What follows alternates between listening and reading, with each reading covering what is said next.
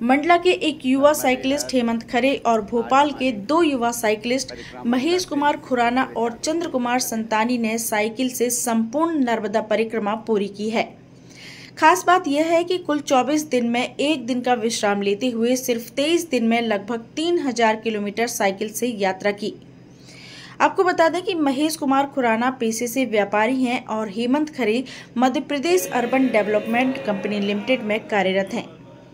तीनों साइकिलिस्ट के लिए यह जीवन का यादगार अनुभव बना, क्योंकि नर्मदा का अलौकिक सौंदर्य और रास्ते में मिलने वाले प्राचीन मंदिर और पुरातात्विक धरोहरें इनका मनोबल बढ़ा रही थी।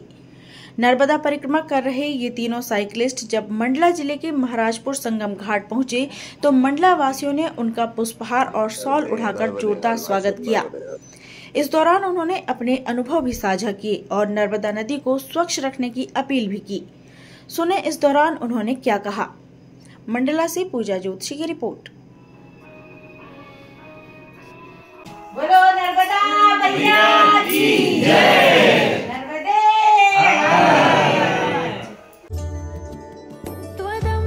नर्मदे हर। मेरा नाम हेमंत खरे है, मैं मंडला का रहने वाला हूँ और वर्तमान में भोपाल में एमपीयूडीसी में एज अ सोशल एक्सपर्ट पदस्थ हूँ और भोपाल में पिछले 2 साल से रह रहा हूँ लगातार। तो इसी दौरान मैं साइकिल वाला जो ग्रुप है हमारा GPBRA Green Planet Bicycle Rider Association, इससे जुड़ा मैं। तो इससे जुड़ने के बाद फिर हमारी रोज की साइकिलिंग होने लगी, तो रोज हम लोग 30-40 किलोमीटर चलाते हैं और हमारे ग्रुप में बहुत सारे लोग जुड़े हुए हैं। तो उसमें एक हमारे हरदा के कलेक्टर भी हैं, आदित्य सिंह साहब। तो उन्होंने अभी हमको दिसंबर लास्ट वीक में बुलाया, तो उन्होंने नर्मदा पेडल फेस्ट किया था हरदा में। तो उस समय पहली बार मैं 150 किलोमीटर कंटिन्यू साइकिल चलाई। तो इस तरीके से फिर जब ज्यादा साइकिल चलाने लगे तो फिर लगा कि चलो कुछ और अपने को नया करना चाहिए। और बचपन से मंडला में रहे हैं तो नर्मदा परिक्रमा करने की इच्छा तो मंडला के रहने वाले हर व्यक्ति में रहते ही है, चाहे पैदल करें, चाहे साइकिल से करें, चाहे बाइक से करें, चाहे बस से करें। मेरा मम्मी पापा वगैरह ने भी की हुई है। तो बस वो नर्मदा परिक्रमा करने का तो जज्बा बहुत दिनों से था ही। फिर भाई साहब मिल गए हमको, खनुजा साहब। तो फिर ऐसे प्लानिंग होते होते और फिर बस ऐसी मतलब नर्मदा जी की ऐसी प्रेरणा हुई कि हमने इस प्रोग्राम बनाया और एग्जीक्यूट भी कर लिया। और इसके पहले मैं आपको बताना चाहूंगा कि जो हम लोग मंडला में हमेशा से रहे हैं और बचपन से हमेशा देखते रहे हैं कि इतने बड़े बड़े गंदे पानी के जो नाले वो नर्मदा जी में बकाबक मिलते जाते, रात 24 घंटे गंदा पानी मिल रहा है। तो ये मन में मेरी इतनी पीड़ा थी। तो नर्मदा जी की कृपा से मैं ऐसे ही प्रोग्राम से जुड़ गया एमपीयूडीसी के, जहाँ पर हम लोग मंडला जैसे 21 शहर जो नर्मदा नदी के तट पे स्थित हैं, वहां पर हम लोगों के सीवरेज प्रोजेक्ट चलते हैं। तो मेरी इस परिक्रमा के दौरान उस 21 शहरों का भी मेरा जाना होगा, जहाँ पे हमारी अलग अलग टीमें भी काम करती हैं। उसकी पूरी मॉनिटरिंग सोशल एस्पेक्ट की मैं ही करता हूँ। तो इस तरीके से नर्मदा जी को अपने को जल संरक्षण करना है, नर्मदा जी का बचाव करना है। हम आप सब मंडला के रहने वाले, आपने सबने देखा है कि जब नर्मदा जी में पूर आता था तो पुल जो है 5-5 दिन नहीं उतरता था। मैं खुद साक्षी हूँ, यहाँ पर बैठा हर एक आदमी साक्षी होगा। ये एक बार जब नया पुल नहीं बना था तो 5-5 दिन के लिए रास्ता ब्लॉक हो जाता था, और आज पूरे सीजन में 5 बार भी थोड़ी देर के लिए छलकता है पुल। तो ये सब हमारे आपके सोचने का विषय है कि ऐसा क्यों हो रहा है। जहां पर आज हम बड़े बड़े बांध बना के और नर्मदा जी का इतना दोहन कर रहे हैं, हर शहर में नर्मदा जी का पानी पहुंचा रहे हैं, लेकिन वो कब तक पहुंचाएंगे जब तक उसमें जल रहेगा। हम लोग को सबको इस दिशा में सोचना चाहिए और अपने को पर्यावरण भी बचाना है, अपने को नर्मदा जी को ही बचाना है, तब आने वाली संततियों को नर्मदा जी के जल का लाभ मिलेगा। इसके साथ ही हम लोग साइकिल को इसलिए प्रमोशन करते हैं क्योंकि प्रदूषण मुक्त वाहन है और अपने को थोड़ा सा एक हेजिटेशन है। अगर आप चलाने लगो तो 10, 15, 20 किलोमीटर में कुछ भी फर्क नहीं पता चलता और ऐसा कोई थकान भी नहीं होती, खूब एनर्जी भी नहीं जाती और बहुत अच्छा व्हीकल है साइकिल। हम सब लोगों ने बहुत बचपन में चलाई है साइकिल, मेरे एज ग्रुप वालों ने। अब नए वालों को अपन लोग खुद बिगाड़ रहे हैं, बचपन से गाड़ियां दे रहे हैं। तो इस वाले दिशा में अपने को सबको सोचना पड़ेगा, क्योंकि अगर प्रकृति को बचाना है, पर्यावरण को बचाना, तभी अपना जीवन अच्छे से बीत सकता है। नर्मदे हर। मेरा नाम महेश कुमार खुराना है। मैं भोपाल से हूं और एक व्यवसायी हूं। पिछले कुछ सालों से मैं साइकिलिंग ग्रुप से जुड़ा था और मेरा साइकिलिंग में बहुत इंटरेस्ट आया। मुझे बहुत फिजिकली फिटनेस हुई मुझे कोविड के बाद से। तो मुझे लगा कि साइकिलिंग करना बहुत ही अनिवार्य है अपने आप को फिट रखने के लिए। इस प्रकार से साइकिलिंग का सफर मेरा शुरू हुआ। फिर मेरे पिताजी ने सबसे पहले मतलब एक पुस्तक लिखी थी नर्मदा परिक्रमा के ऊपर। मेरे पिताजी ने पैदल नर्मदा परिक्रमा खुद भी की थी तो उन्होंने जब वो पुस्तक लिखी और वो पुस्तक मैंने पढ़नी चालू की तो मुझे माई के प्रति, नर्मदा माई के प्रति श्रद्धा जागृत हुई और मन में एक विचार आया कि क्या ये संभव है कि मैं साइकिलिंग से नर्मदा परिक्रमा कर सकता हूँ। इस विचार के साथ मैं 2 बार माई के घाट पे गया और मैंने माई से प्रार्थना की कि हे माई, मुझे ये शक्ति दे कि मैं नर्मदा परिक्रमा कर सकूं। और माई ने मेरी अरदास सुनी। मैंने 3 महीने लगाए इस पूरे प्रोग्राम को एग्जीक्यूट करने में कि कहाँ जाना है, कहाँ रुकना है, कितने, हम एक दिन में लगभग 125 किलोमीटर साइकिल चलाते हैं। इतनी प्रैक्टिस हमने की, अपने आप को तैयार किया। उस हिसाब से हमने अपना पूरा प्लान बनाया रोज का। इस पूरी परिक्रमा में हमें 23 दिन का समय लगेगा, ऐसा हमारी सोच है। बाकी जैसी माई चाहेगी होना वही है। माई के हिसाब से हम चल रहे हैं और हमें एक से एक चमत्कार वाले अनुभव हमें इस 7 दिनों में मिले हैं। अभी पिछले 7 दिनों में ऐसे ऐसे भक्त मिले हैं, ऐसे ऐसे माई के सेवादार मिले हैं जिन्होंने हमारे चरण तक दबाए कि भाई साहब आपको थकान नहीं हो, आपके घुटनों में दर्द नहीं हो। वो गर्म दूध ला रहे हैं, कोई फल ला रहा है। आज यहाँ पे भी महाराजपुर मंडला में ऐसा स्वागत, ऐसे भव्य जिनसे हम कभी नहीं मिले, वो सब आके हमें मिल रहे हैं, हमें स्वागत कर रहे हैं, हम भाव विभोर है। ये सब माई की कृपा है और कुछ भी नहीं है भाई साहब। आप और हम जो भी हैं आज कुछ माई की वजह से। Guinness book of world record में मेरा नाम इसलिए दर्ज हुआ था कि पिछले साल लेह में जो पेंगोंग लेक है, जब वो जनवरी में जम जाती है पूरी तरह से, वहां पे टेम्परेचर होता है -40 डिग्री का। उस -40 डिग्री के टेम्परेचर पे जमी हुई लेक के ऊपर हमने हाफ मैराथन, जिसमें 21 किलोमीटर होता है, वो दौड़ की थी। ऐसी दौड़ पूरी दुनिया में कहीं भी नहीं होती, इतने टफ वातावरण में। मैराथन बहुत होती हैं, लेकिन ये दुनिया की सबसे कठिनतम मैराथन मानी गई थी। तो वो हमने पूरी की थी, तो इसलिए हम लोगों का नाम Guinness book of world record में आया था, जिसमें हम लोग 21 लोग शामिल थे। मैं पिछले 4 साल से साइकिलिंग कर रहा हूँ और मैंने इसके अलावा 200 किलोमीटर, 300 किलोमीटर, 400 किलोमीटर और 600 किलोमीटर इस तरीके की सीरीज मैंने 3 बार की हुई है। मतलब एक साल में 200, 300, 400, 600 ये एक सीरीज होती है। ऐसी 3 सीरीज मैंने की हुई है। इस वजह से एक टाइटल मिलता है जो फ्रांस का है, सुपर रैंडोनियर टाइटल, वो 3 बार मेरे नाम पे है, वो मैंने किया। तो वहां साइकिलिंग तो हम खूब कर रहे हैं, खूब 600 किलोमीटर हम लगातार चलाई हुई है, हमने पूरी रात चलाई हुई है साइकिल। लेकिन माई की जो परिक्रमा होती है उसमें एक विधि विधान ये है कि सूर्योदय से सूर्यास्त तक ही साइकिल चला सकते हैं। तो हम शाम के 5 बजे से पहले, 6 बजे से पहले जहां भी पहुंचते हैं, हमारे डेस्टिनेशन तय होता है। तो हमने जो 120 किलोमीटर का टारगेट रखा, वो समय के हिसाब से रखा कि सूर्योदय पे शुरू करें और सूर्यास्त से पहले कर लें। इसमें रात्रि में साइकिल नहीं करते हैं कभी भी, सूर्यास्त के बाद। हम तीनों भाई साथ में नर्मदा परिक्रमा पे निकले हैं। मैंने ये प्लान बनाया था, लेकिन माई की, देखो ये भी एक चमत्कार है। मैं तो अकेला निकलने को तैयार था, लेकिन माई ने कहा तुम अकेले नहीं जा सकते, तुम्हारे साथ 2 भाई हम और भेजेंगे।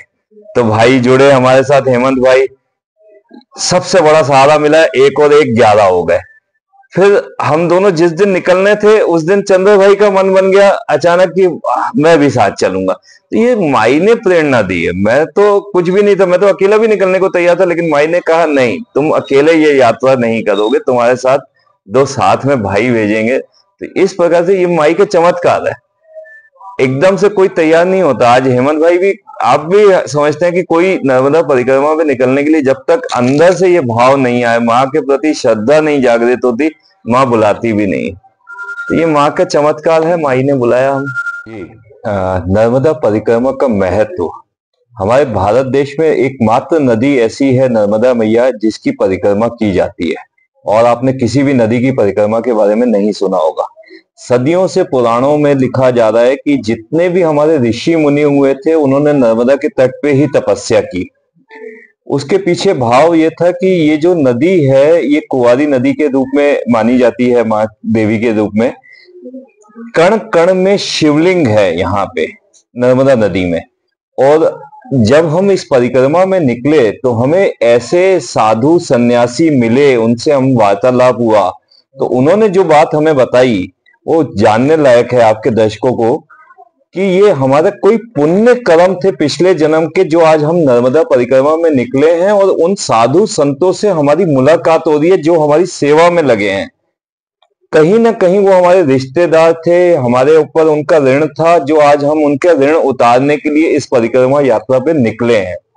तो परिक्रमा यात्रा का एक महत्व, हम जब भारत भ्रमण पे निकलते हैं तो एक महत्व तो ये है कि हमें भारत की विविध लोकतांत्रिक लोक शक्तियों के बारे में जानने को मिलता है। मंडला में हम गए, वहां पे हमने देखा आदिवासी कैसे रहते हैं।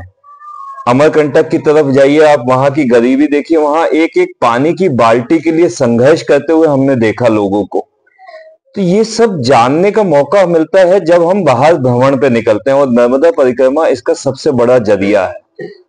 दूसरा, जब हम साइकिल से निकलते हैं, हमारी कोशिश ये रहती है हम खुद एक भी रैपर जमीन पे नहीं फेंकते हैं। चाहे हम टॉफी खाएं, चाहे हम बिस्किट खाएं, हम उसको कलेक्ट करते रहते हैं।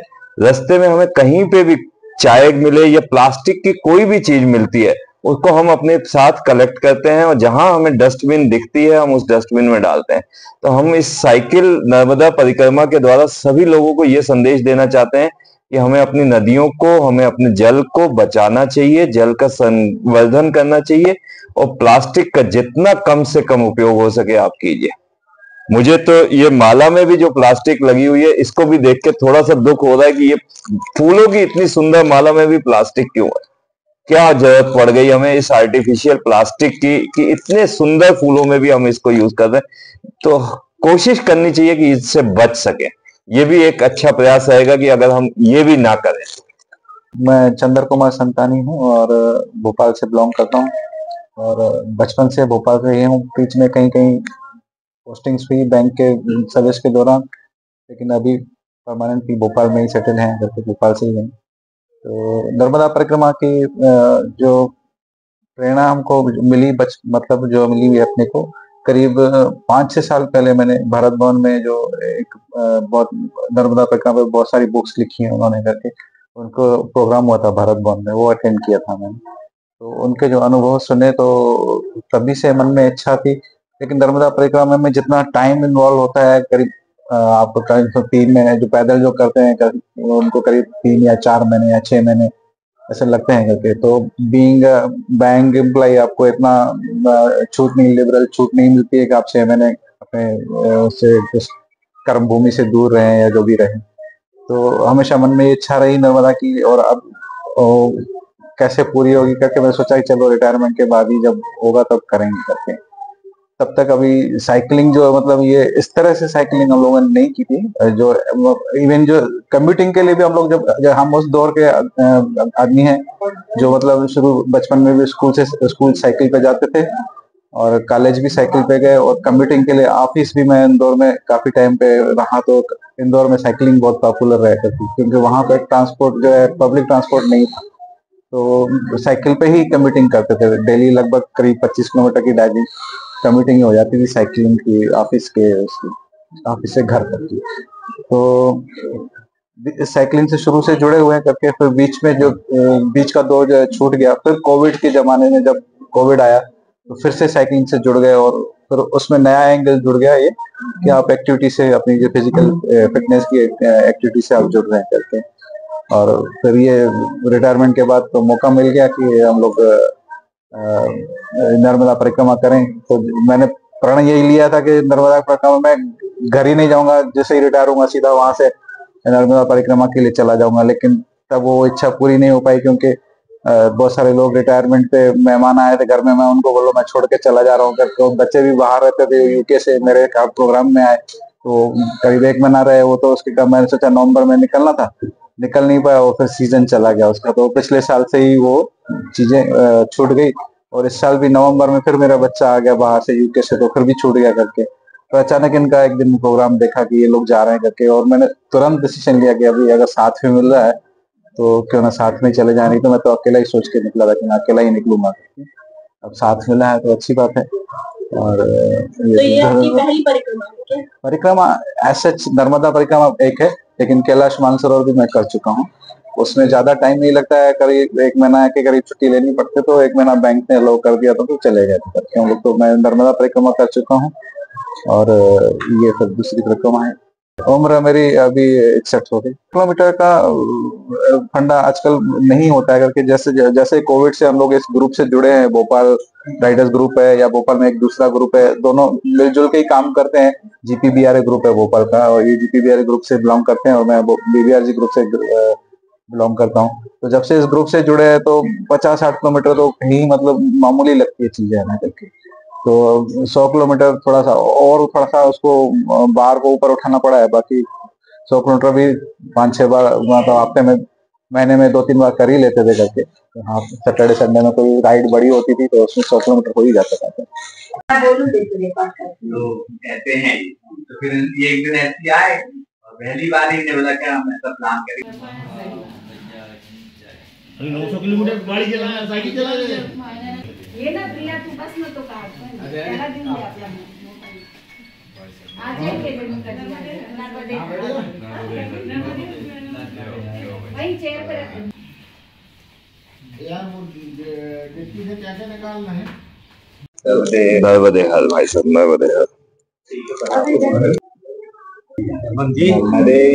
नर्मदे हर। मैया की जय, जय भाई साहब। नर्मदे नर्मदे नर्मदे। बोलो नर्मदा मैया की